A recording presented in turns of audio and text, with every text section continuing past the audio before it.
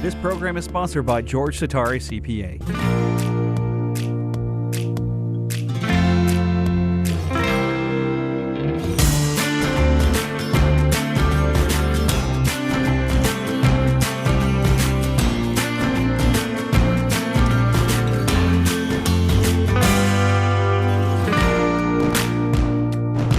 Welcome, fellow humans, to the Writing is on the Wall broadcast coming to you from WHKW 1220, a Salem radio station. If you wish to call in and ask for clarification or to comment, please call 888-677-9673. Once again, that phone number is 888-677-9673. Please address me as TA, for I am the teacher's assistant. And that phone number, once again, is 888-677-9673. This program is a non-religious, non-spiritual investigation of everything we can discern that was created, recorded, and modeled for us in the Bible. And that's pretty much where I start off each week. But this week we are going to get a little bit deeper. We're going to go directly against some religious teachings. We are not taking God seriously enough. We are not taking the Bible seriously enough. You are supposed to be trying to figure out who you are, what you are, and why you are here on earth. Now, the first two questions are hardwired into the structure of what it means to be human. The last of the three is what Moses wanted us to ask ourselves, because he considered our time located on earth to be a special circumstance. If you go to Deuteronomy 4, verse 32, you'll hear his words. I'm going to read them just because I love reading the Bible. Search the distant past, long before your time. Start from the very day God created people on earth. Search from one end of heaven to the other. Has anything as great as this ever happened before? Or has anything like it ever been heard of? Now, you will accept that. Oh, of course not. No, this is the greatest thing that ever happened. Why? Why is it the greatest thing that ever happened? Now, if you read the rest of Deuteronomy, you'll understand that God pulled the Jewish people together, the Israelites. He fashioned them from all the peoples that were the guest workers in Egypt. And he gave them the leadership of Abraham's children. And he forged them, not only in the fire of Egypt, but also afterwards in the desert. Those who worshiped Baal at Peor died off. Those who did not want to be included left, went on their own way, and became a non-issue. Now, why is this important? It's important for you to understand that God chooses individuals and peoples as examples. We still today look for the hero. We laud the hero. Oh, that was a heroic thing to do. And sometimes we ask ourselves, would you step in and do that at possibly the cost of your life? Well, Jesus was a hero, and he did. But he understood why he was doing it, and we do not. Which means that our faith has to be greater, which is fine for those who have a lot of faith. But God wanted our minds, our brains, our souls, everything to be in league and working together. His famous dictum is that I will let whoever searches for me wholeheartedly, heart, mind, and soul, I will let them find me. You are supposed to try and find God. You are supposed to try and figure out everything that He left for you in the Bible. That is why the Bible was written, not to reassure you so that you could be a lazy bum and just say, well, I don't have to do anything. I'm forgiven. I'm saved. That is not the idea. The Bible is a multi-level logic puzzle designed to wake you up to the fact of your existence, not the fact that your body lives and breathes, but the fact that you are given an opportunity to succeed. So I'm going to go over what that opportunity is this evening. And I'm also going to go against religious programming, who basically telling you, everything's fine, no need to worry, you're saved. And they've all done a few other things which they think is reassuring, and yet all it really does is emasculate humanity, takes us away from striving to reach God. And I don't care how many times they, no, we want you to have a better relationship with God. They don't want you to find God. It's not that they don't like for that to happen. It's just they can't conceive of it. To them, God is way out there, untouchable, not really anyone that you can sit down and have a beer with or a cup of tea or whatever. And that's true. He has no body. But at the same point, when you pray, you should pray expecting to get an answer. The answer might be no. But you should be opening a conversation with God. Now, I don't want to go too far afield because I always say that this is a non-spiritual investigation. And it is non-religious. But at the same point, you have to understand that those things exist. And they work. We just don't know how. And this program is to help figure out how for us to get closer to doing what God has asked of us. And that's the important point. There's only one place in the Bible where God says, this would delight me. And that is Jeremiah 9:24. And that is where he says that he wants humans to understand him and to justify everything that he has done on our behalf. Well, the only way that we can do that, the only way, is if we look at things from his point of view. Now, a religious person will tell you that's not possible. And they're just sure that it isn't. And from their point of view, from their subjective, not yet transformed point of view, they're correct. You have to follow the instructions in the Bible and switch from your childish, subjective decision-making criteria matrix over to an objective matrix. And the differences are, subjective is, what do I think? What do I feel? What do my buddies agree with? Who is going to laud me for taking this position? That's the subjective. What's in it for me? The objective is, what is best for everyone? What is best for getting all of humanity back in touch with God? And that's, if once you learn to do that, then you will have become a Christian. Everything else is window dressing. That's the real deal.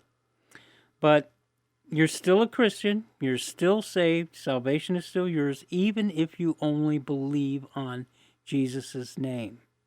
You'll get another chance. But when you have that other chance, what are you going to do with it? At some point, you have to decide to follow God's instructions that Jesus pointed to and actually try and get closer to understanding what God wants from you.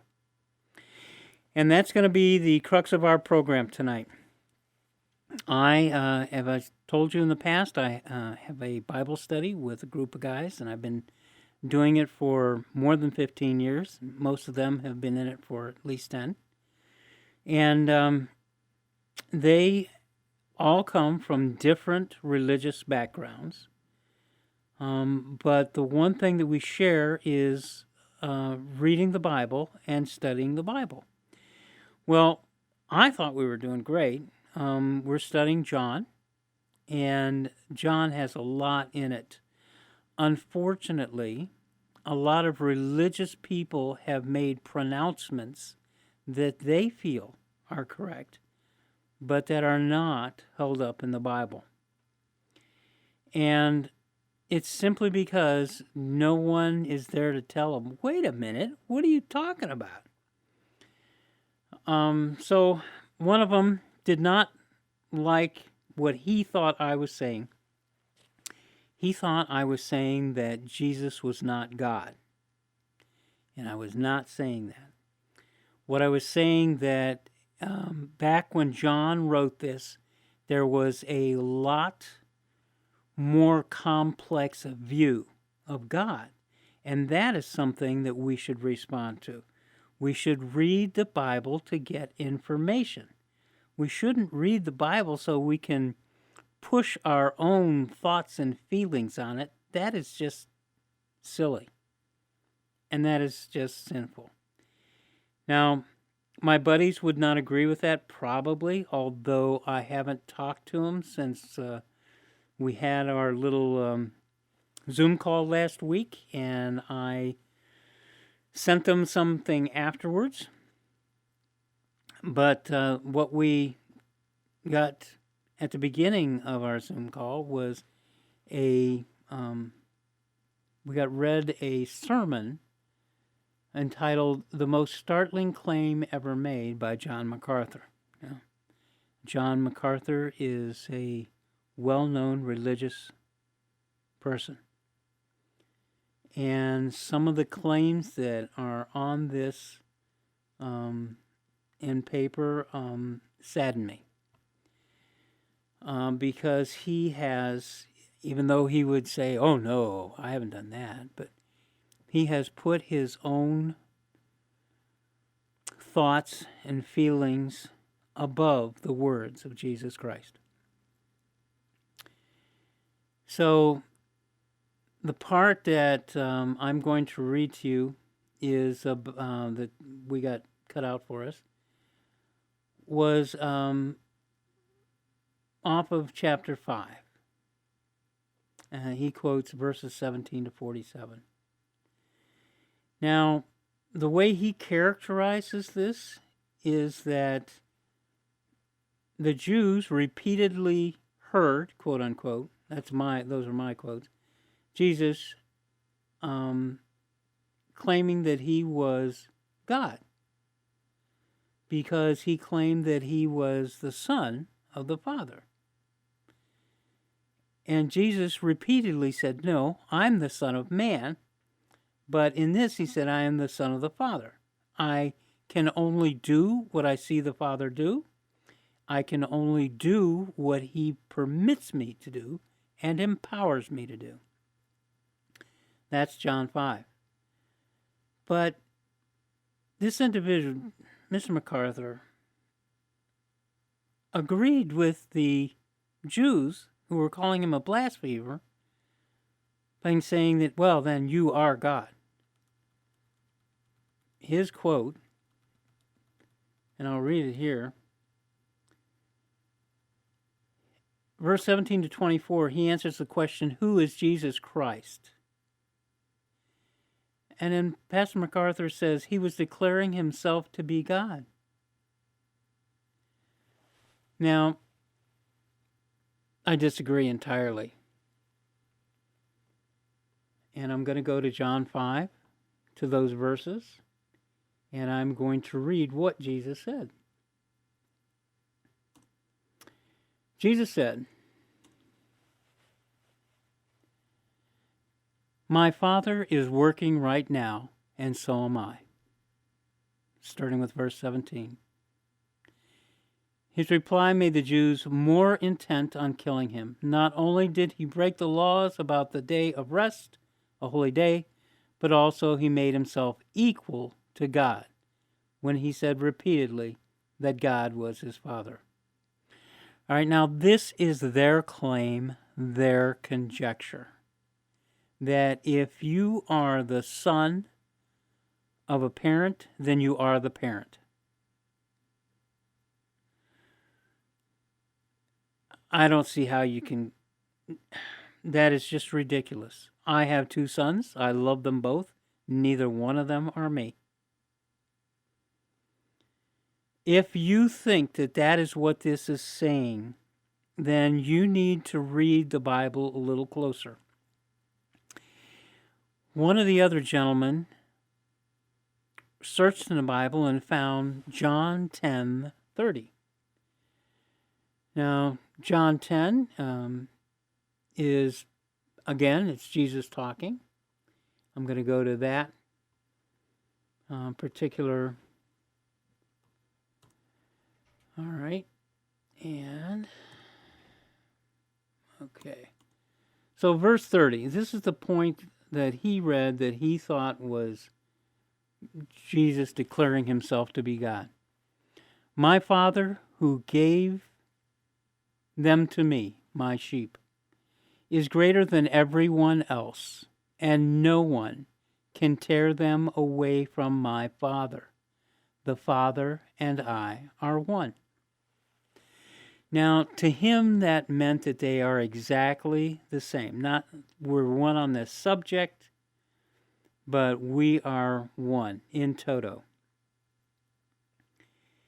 Now, this is a translation for us in the 21st century, although this was done in the 20th century. It's been updated.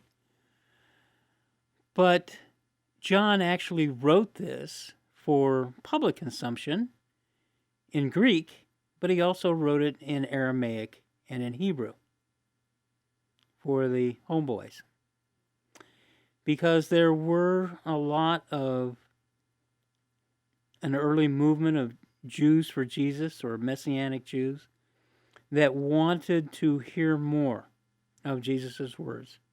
So it was written in Aramaic and in Hebrew.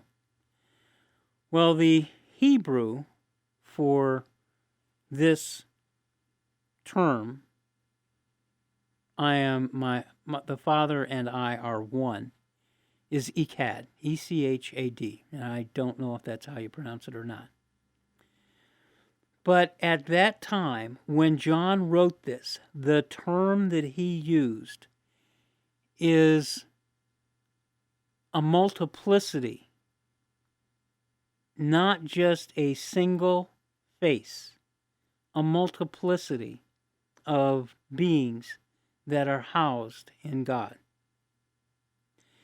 There's also a term for a single, and that's Y-A-D-I-C-K. At least that's the English equivalent. And if John had wanted to, he could have said that. Then the claim that Jesus and God were the same, and this was actually God on earth instead of an aspect of God, would have been true. Unfortunately, that would not help us. The Bible is meant to help us, to wake us up to the fact of our existence, which we owe entirely to God. He created us. We do not know the purpose, but we know that there was more than one purpose. He gave us information to work on discovering what that purpose is. He told other people, prophets throughout the Bible, what he wanted us to know. He gave Jesus his instructions on what to say and how to say it, not word for word, but the impressions that he needed to leave. God has shown many faces to humans throughout our time here on earth for the purpose of leading and informing and inspiring us and sending us ever onward to help us figure out what it is we need to do to fulfill his hopes for us. So I'm going to read, when we come back, I'm going to read my reply to them. They meant well. I can't imagine they seriously thought that I was saying that Jesus was not a God, not part of God, that he was not the Son of the Father, which is exactly what he says, that they were not connected like two ends of the same stick. I cannot imagine that they really believe that, but this is what they tried to confirm with one another. And so that is going to be the thing that I need to read through. And I will read it and comment on it as I do it. But the whole thing that you need to understand is that we are not taking God seriously enough. Our time on earth here is being wasted if we do not work at trying to discover what God wants not only from us, but for us. We are his children. He loves us, as all his actions throughout the Bible have shown. We are ignorant of what it is not only that he wants from us, but what we can do to achieve that. Even though it's in the Bible, you have to be able to read the Bible for content, not like it's a self-help book. Oh, maybe I'll quit eating a few calories extra next week. That is not the level of interest you should have in the Bible. You should be trying to figure out your day-to-day moves and motives. What can I do today to make life better on earth for all humans? What can I do today to get closer between my brothers and me and God? What can I do today to inspire other people to work on and look for and talk about their relationship with God, not in a passive way, but in a building, constructive way? So that is what totally motivates me. And that's what I need to try and get across to people. We're not working hard enough. So after the break, we'll come back. I'll read and comment on my email to them.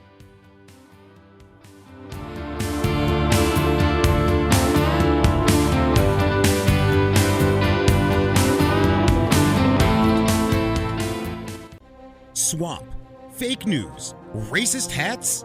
Are you afraid to believe anymore? Well, let me tell you of one brave soul who, like David, slew Goliath. The true story of one man's fight against greed, corruption, and insatiable ambition in small-town Ohio, Checkmate reveals why passion and integrity are rare in the corridors of swing state politics. If you want to hear the truth, how the swamp operates in Ohio with all the political corruption in real time, get Steve Krause's tell-all true life story, Checkmate, One Man's Fight Against Political Corruption, available on Amazon. As a newly elected state representative, Steve takes you behind the scenes, behind the closed doors, and rips back the curtain to expose all the lies, the deceit, and power-hungry gamesmanship. Checkmate reads like a TV drama, but it's not. Once you start it, you won't be able to put it down. Checkmate, One Man's Fight Against Political Corruption by Steve Krause, available on Amazon today. Be afraid. Be very afraid. There are those in Washington who want the IRS to take more of your hard-earned money.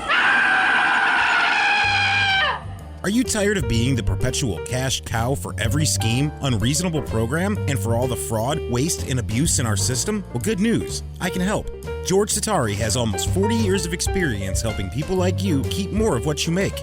It makes no sense that the more you make, the more they take. Let George help you keep your money away from the government bureaucratic waste and in your pocket. Call 216-651-1120 right now and schedule your free consultation today. Instead of a victim, you'll be the victor. With many success stories, George helps with tax planning, estate planning, financial and business analysis, and more. The new tax law has many ways to save money with retirement planning, accelerated depreciation, up to 20% exception of net earnings, and so much more. Call 216-651-1120. That's 216-651-1120. You earn it, we'll help you keep it. That's George Satari, CPA, 216-651-1120.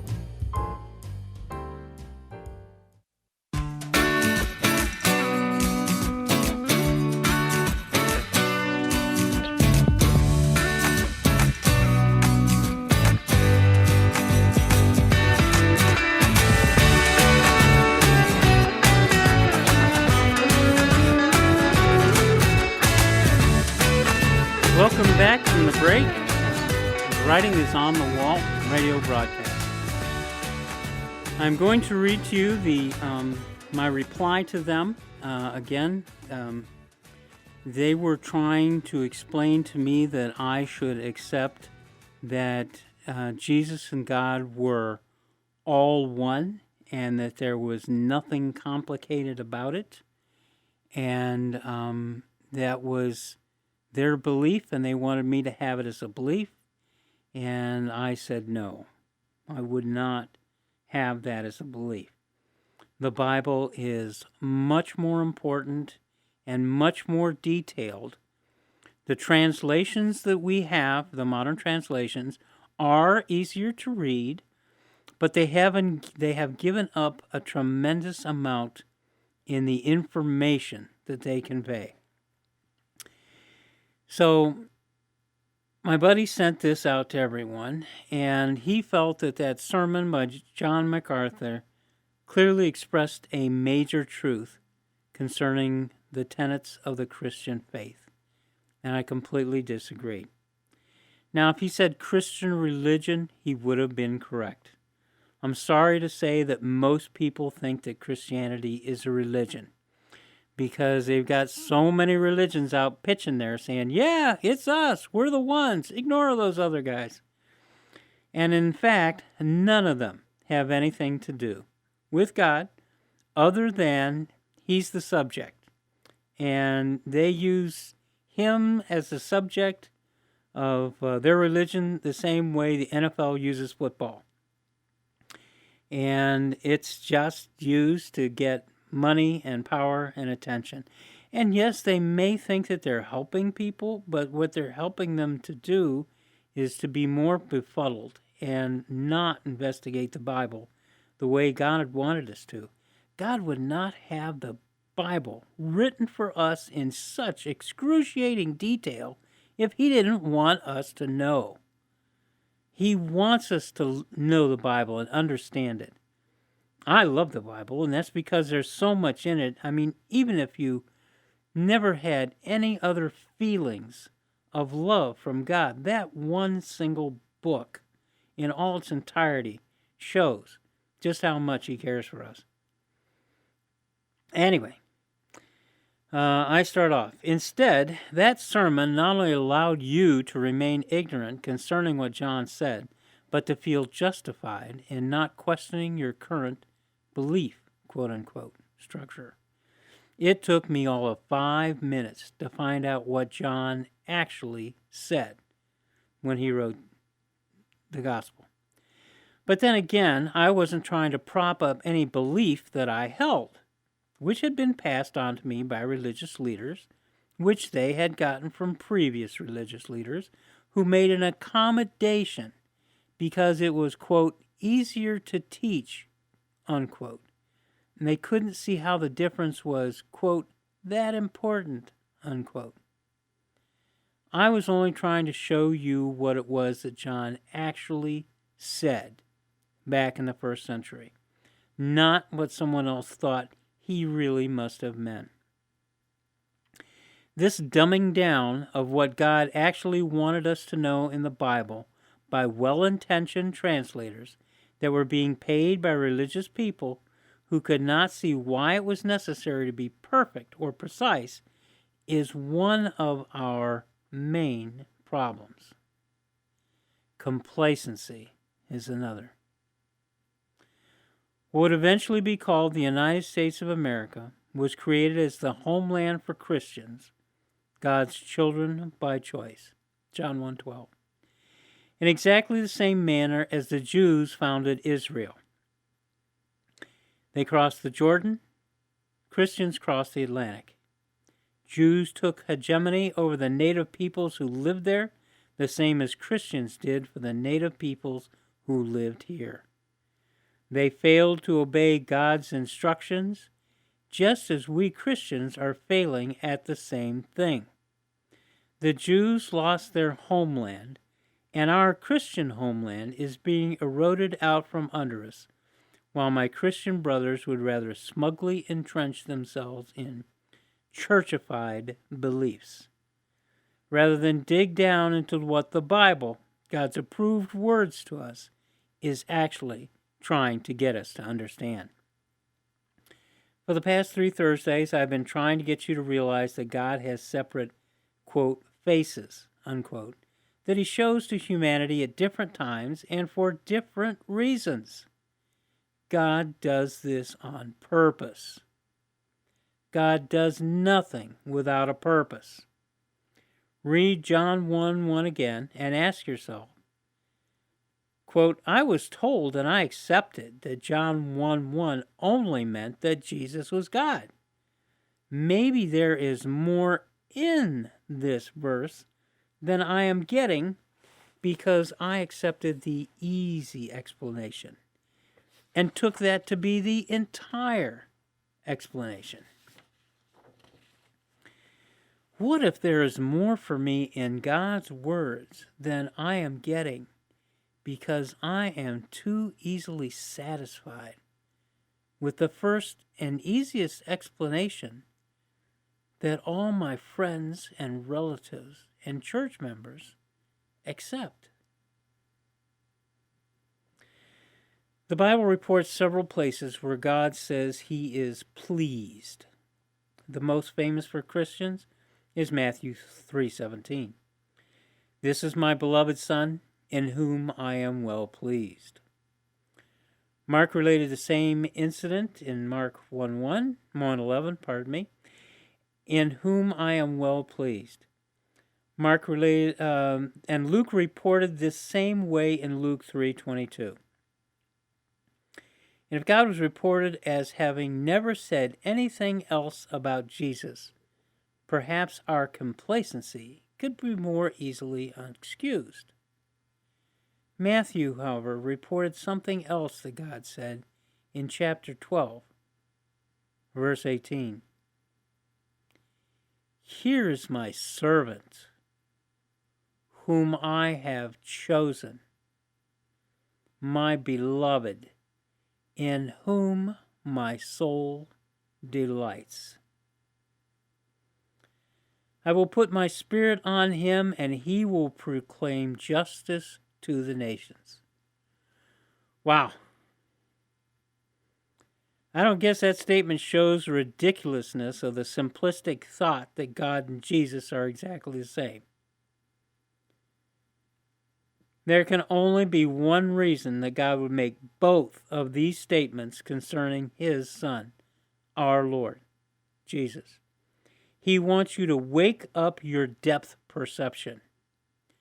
You are not supposed to see two discrete pictures side by side. You are supposed to view them as one, in depth. Yes, that takes work. Work you may have never attempted before if you thought All the answers are in. I don't need to study. Just memorize the answers I got from guys who studied this stuff before me. That is absolutely the wrong tack to take. Not only can every house have a Bible in it now, every phone can reach out and find a translation of the Bible. There are certain sites you can go and compare up to 60 English translations.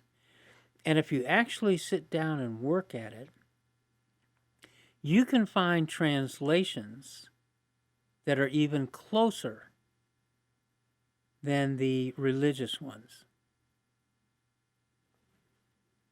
I would recommend that you do that. Matthew 12:18 is important for another reason. This is the only other time that God reports something that delights him. The first time was in Jeremiah 9:24. And I quote, "But let him that glorieth glory in this." Or what we would say is, let him that likes to brag about this. "That he understandeth and knoweth me." This is from the King James Version. "That I am the Lord which exercise loving kindness, judgment, and righteousness in the earth. For in these things I delight, saith the Lord."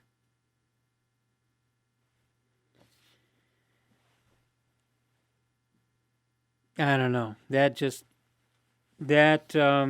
should tell you these words are directly from God, recorded by Jeremiah for us. Jeremiah recorded an awful lot of God's responses to his questions in Jeremiah. You really, really should read Jeremiah. Jeremiah was the prophet who was sent to them in accordance with the agreement that God and Moses worked out.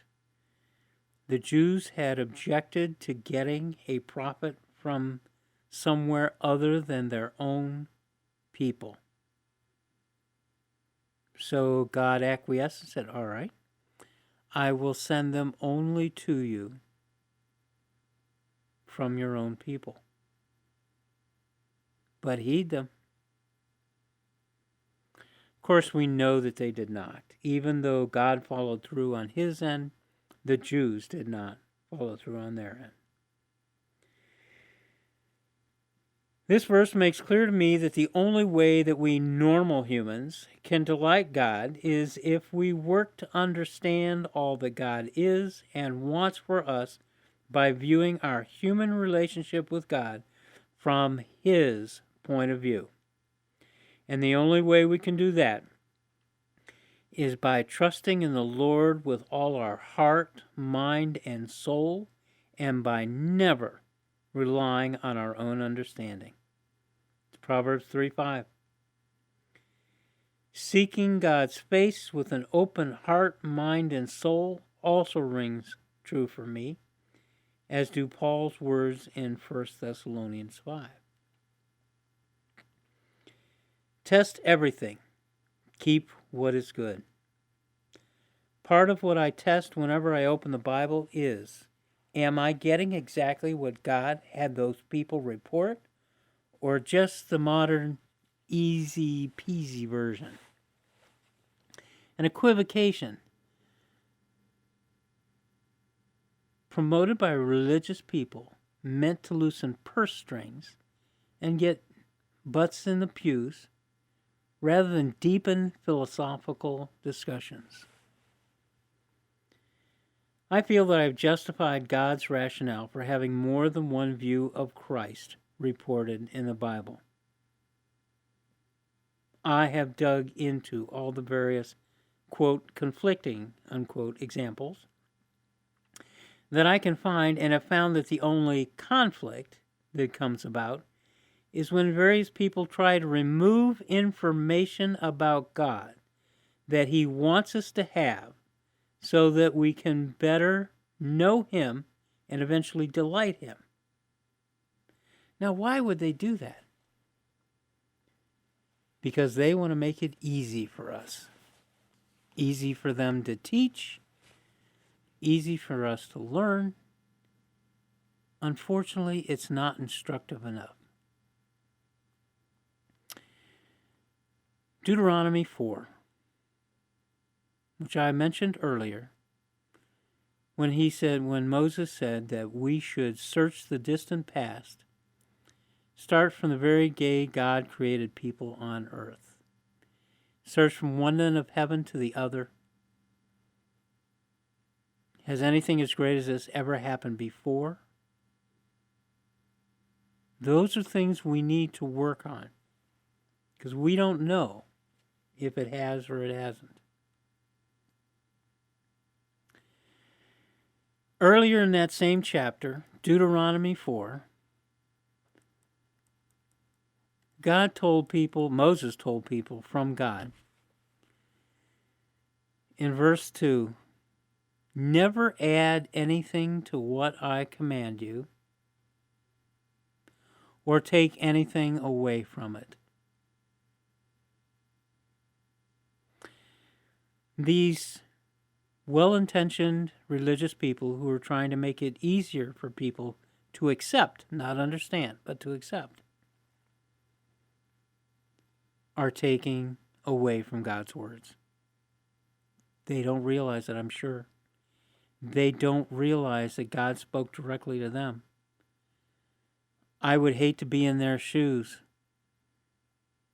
when it's time to go in front of God and tell Him what you did and what you should have done. But that's me. I've always felt that the fourth commandment was the one that was the scariest. Something else is very important, though, and that is Deuteronomy 4:9. Moses continues, however, I'll start with 8. Or what other great nation has such fair laws and rules as all these teachings I am giving you today? However, be careful and watch yourselves closely so that you don't forget the things you have seen with your own eyes. Don't let them fade from your memory as long as you live. Teach them to your children and grandchildren. Never forget the day you stood in front of the Lord your God at Mount Horeb. The Lord had said to me, assemble the people in front of me, and I will let them hear my words. Then they will learn to fear me as long as they live on earth, and they will teach their children the same thing. Well, we know what happened. They didn't. They got complacent. Everything was going good. So, the thing that I want to pass on is a thought process to you. I love the Bible. I will always be able to return to the Bible. There are so many things in here that once you understand, it just all kind of clicks together. It's not just a bunch of stuff that sounds good or even will help you in your life. If you put it all together and actually construct the pathway to the objective decision-making criteria, the matrix that Jesus used, then you will completely understand. It is not hard to be a Christian at that point. And believe me, it's nothing you'd ever want to hide. Nothing you'll ever be embarrassed about. It's unfortunate that Peter didn't get it, and that's why he founded the church. And it's important that Paul did get it, and that's why he founded Christianity. And it's important for us to understand the difference and that they are both reported in the Bible as doing God's work. God needed us to come up against a barrier that we could not climb, something that we couldn't walk around. And that barrier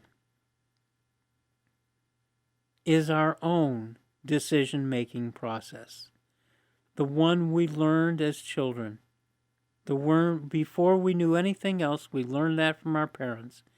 We learned what to do to get fed, to get changed, all because we would cry and someone would come and comfort us. Somehow we would get what we needed.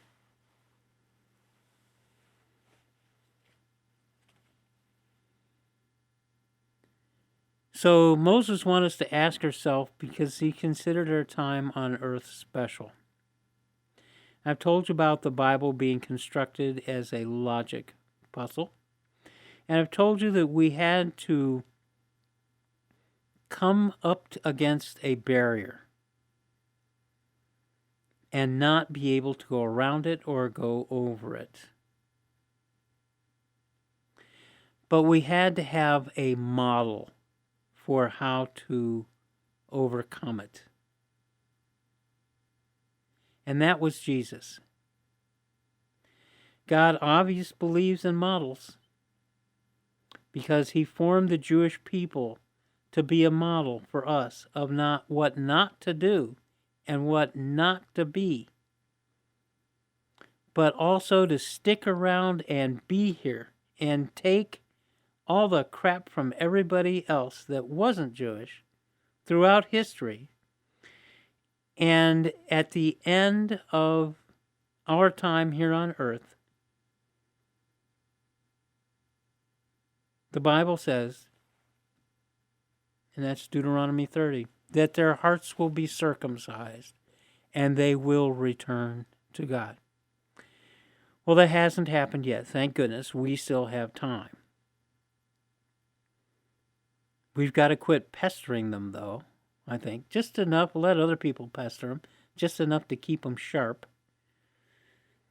But the immovable barrier that we came up against was ourselves. Our own ways of doing things. Our own methodology. We had to accept and transform ourselves to Jesus' methodology.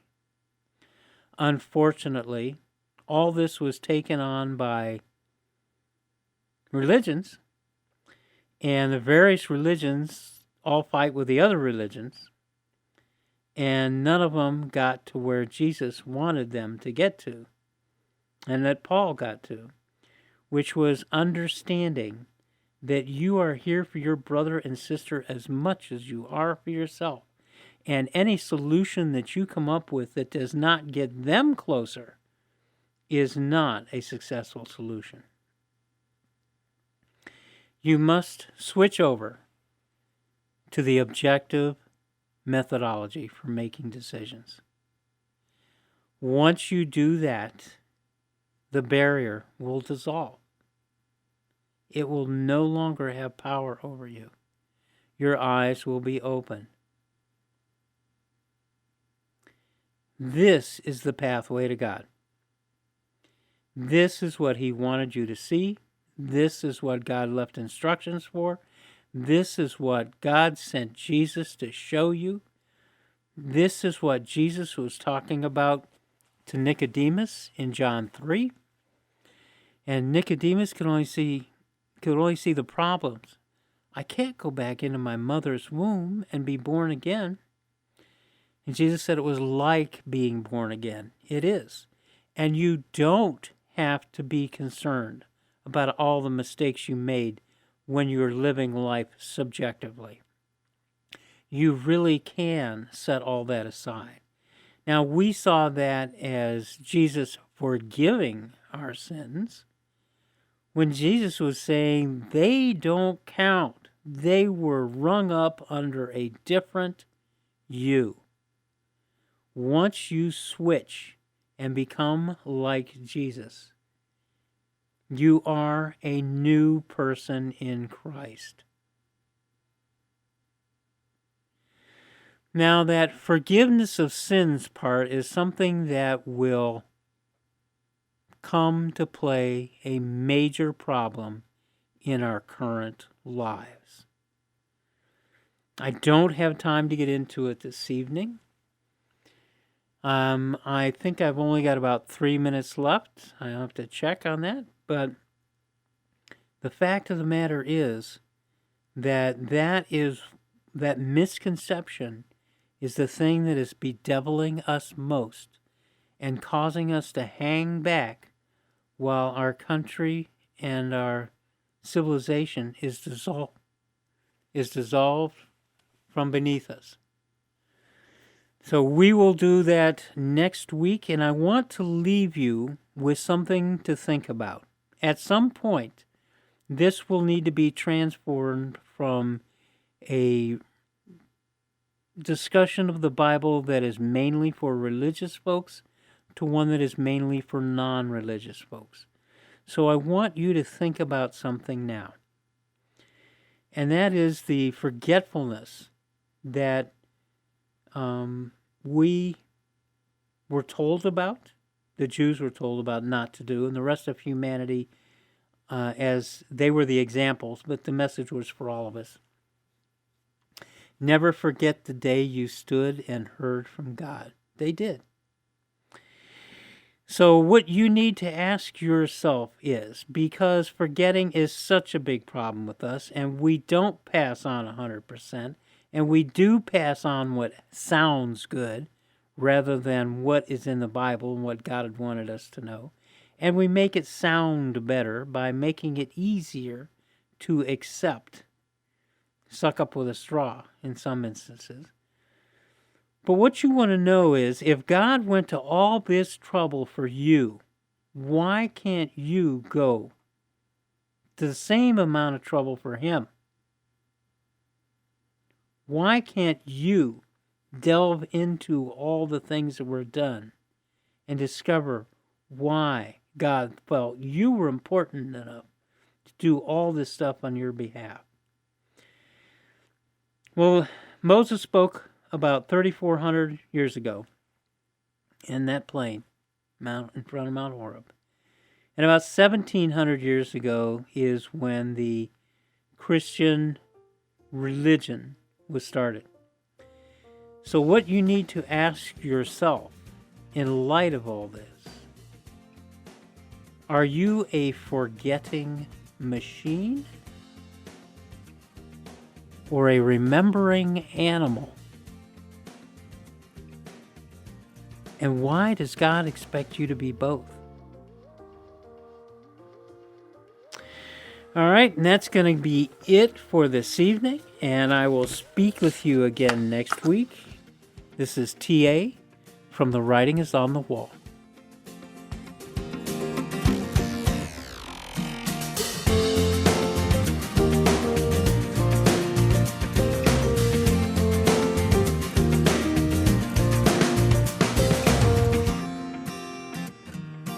This program has been sponsored by George Satari, CPA.